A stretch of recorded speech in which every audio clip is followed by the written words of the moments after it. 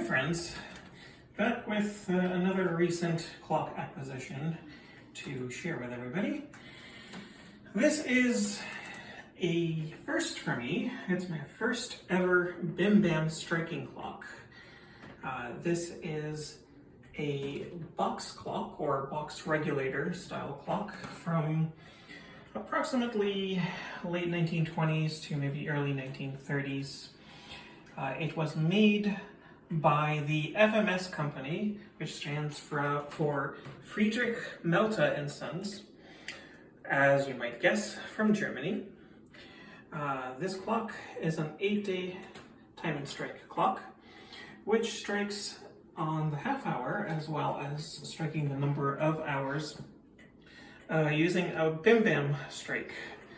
So it's a double strike system where the first strike is on one note and the second strike is on two notes.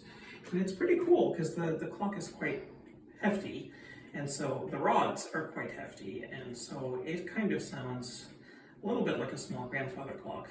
And it's especially nice in this hallway. So here it is for you, chiming half hour and number of hours.